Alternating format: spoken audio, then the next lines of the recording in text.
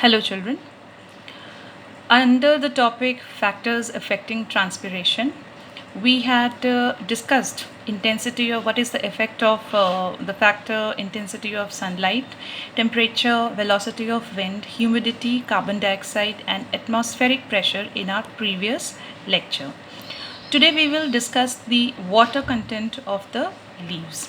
Now the water content of leaves, due to this insufficient absorption of water by roots, if the water content of the leaf decreases, then the leaves will wilt and transpiration will reduce. So when we talk about the factors affecting transpiration, then it can be divided under the category like external factors and internal factors. So the external factors can include intensity of sunlight, temperature, velocity of wind, humidity, carbon dioxide and atmospheric pressure. Whereas internal factor will include water content of the leaves. Other than this, we also have the leaf area. If the larger the surface of the larger the surface area of a leaf is there, then it will be, then transpiration rate will be more. Then leaf structure also depends. If the presence of thick cuticle or coating of wax is there, then it will reduce the rate of transpiration. Okay, so these are some of the internal factors which affects the transpiration.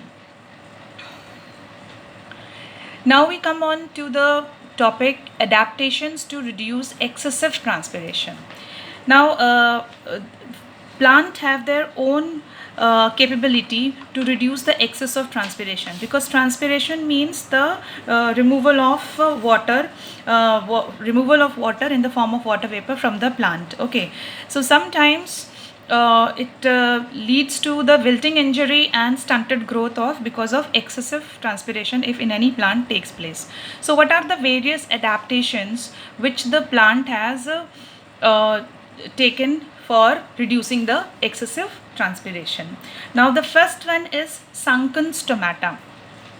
Now the sunken stomata is seen in some plants, like it has been seen that in some plants the stomata are sunken. It means that they are depressed below the adjoining epidermal cells. We know that they are found on near the epidermal cells, so they are depressed below that cells, okay, and are covered by hair. So this leads to reduce the excessive transpiration, and this kind of things is seen in case of Nerium plant. Then second is fewer stomata. Now in some plants the number of stomata is less. Okay, so when number of stomata is less, so accordingly the rate of transpiration also reduces. Third one is narrow leaves. Narrow leaves, the reduce, as we have spoken, the more the larger area of the surface area of a leaf, the more is the transpiration. So narrow leaves reduces the surface area for transpiration. This again is seen in case of Nerium plant. Then we have reduced exposed surfaces. Reduced exposed surfaces will include the leaves may not be wavy or rolled or folded. Okay, so in some cases, like the leaves may be if they are wavy, folded or rolled, then that reduces the exposed surface, which also leads to the reduction in the excessive transpiration. Next comes the loss of leaves. Loss of leaves, in some plants the leaves may be dropped or may be absent. Okay, so less number of seeds, like in case of cactus we get to see the number of leaves reduces, and in cactus we see that the leaves modify themselves into spines. So this is to store more of water, because they are xerophytic plants. They grow in the region where very less amount of water is available. So to reduce the transpiration, to get over with the transpiration, the leaves modify themselves into spine to reduce the transpiration in them. Then we have thick cuticle. Now the leaves may be covered with a very thick cuticle, like in example in case of banyan tree.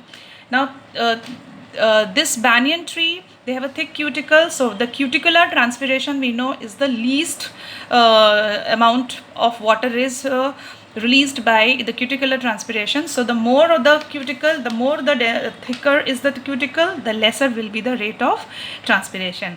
So these are some of the adaptation by plants by which they help themselves in reducing the transpiration. Sometimes you will often come that transpiration is a necessary evil. So how can we say that transpiration is a necessary evil? When we will study the leaf anatomy in chapter photosynthesis, so we will see that how the plants, they have designed themselves for the gases exchange for the process photosynthesis and transpiration. So transpiration becomes unavoidable because of that anatomy of the leaf. Now under such conditions, it becomes very serious problems for the plant which are growing in a water deficient areas. So this leads to the loss of water from the plant, first thing. Secondly, lot of energy is also utilized by plants, but plants are not able to reduce this because it is meant to be in the plants, because the transpiration, because of the transpiration, as we know, water is able to be absorbed by the roots. If there was no transpiration, it would not have been possible for the plants to absorb the roots continuously throughout day and night. So that is the reason why transpiration is a necessary evil.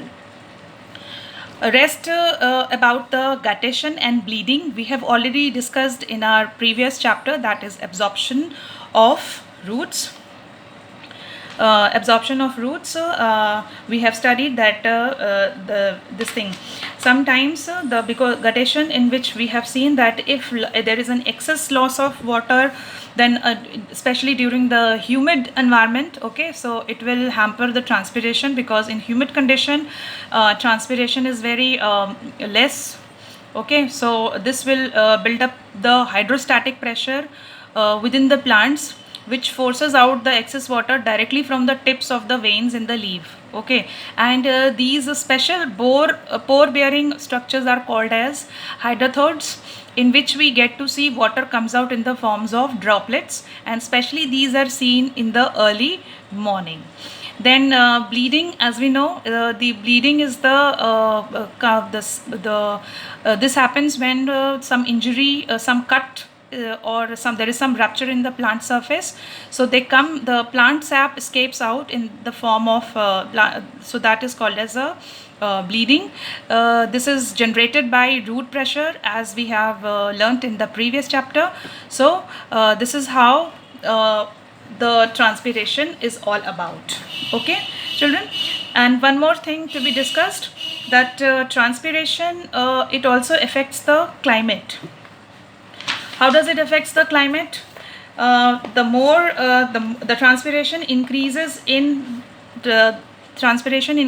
the moisture in the atmosphere, okay, and it brings the rain. So when we say forests contribute in bringing rain, it is because of the transpiration, because transpiration increases the moisture in the atmosphere and helps out to bring the rain. So in your book you will be getting some differences between evaporation and transpiration, guttation and bleeding. So children, kindly go through those differences and learn the differences between the given headings. With this, we complete the lesson for today. Thank you.